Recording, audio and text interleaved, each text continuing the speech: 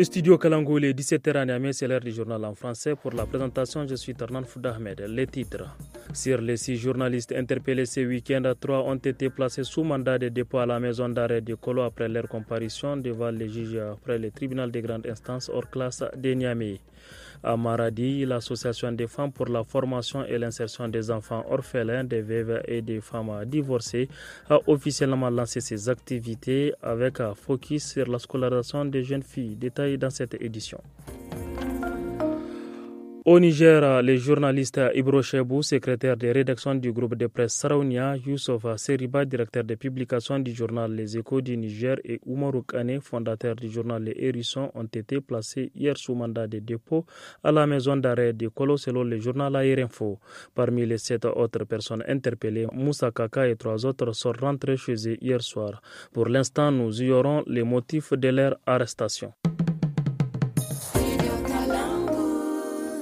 À Maradi, l'association des femmes pour la formation et l'insertion des enfants orphelins, des veuves et des femmes divorcées a officiellement lancé ses activités.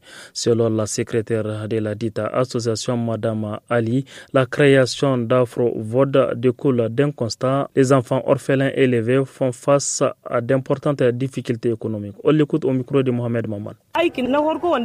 Notre principale tâche consiste à passer dans les quartiers, les communes, à rassembler les hommes, les femmes et les enfants pour les sensibiliser sur l'importance d'inscrire les enfants à l'école, notamment les filles. On doit les laisser finir leur scolarité au lieu de les pousser à faire le petit commerce. Un peu partout dans les rues de la ville de Maradi, vous constatez que des enfants ne partent pas à l'école.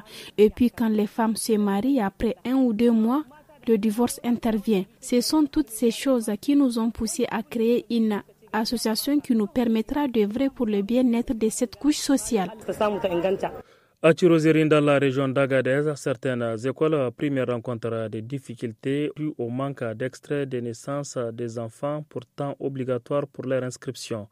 Écoutons Madame Souleymane Nafissatou, directrice de cette école, au micro d'Ahmed Fellan. Les problèmes qu'on rencontre, c'est le problème d'extrait de naissance. Les parents viennent inscrire leurs enfants sans extrait de naissance. On a eu une réunion avec les inspecteurs, donc ils nous ont exigé les extraits de naissance parce que c'est ça l'identité de l'enfant dans l'établissement. Les parents nous amènent soit leur cahier de grossesse ou bien l'original même. Il y a des parents qui négligent l'extrait de naissance jusqu'à ce que leurs enfants arrivent en classe d'examen. Donc c'est pour cela qu'on est là en train de mener des sensibilisations pour que les parents comprennent et amener les extraits de naissance à temps. La 10e édition du Forum des enfants et des jeunes sur les changements climatiques s'est tenue ce week-end à Niamey.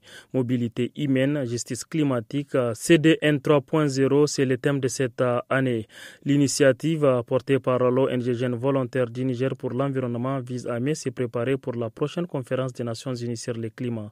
Sani Ayouba, le directeur exécutif de JVE, au micro de Asman China.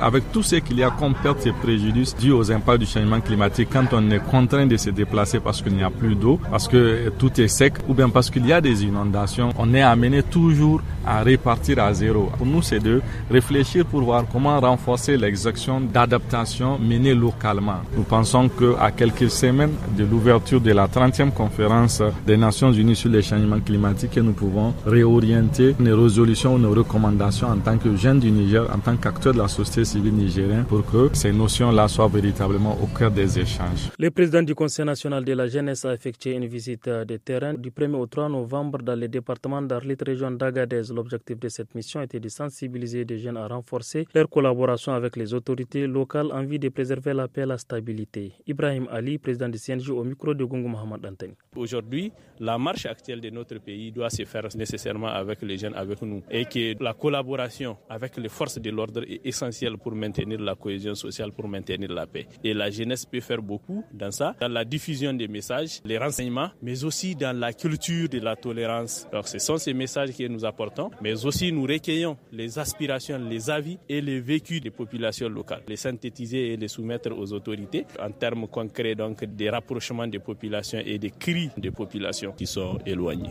Auditrices, auditeurs, c'est la fin de cette édition. On se retrouve tout à l'heure pour le journal en tamashek.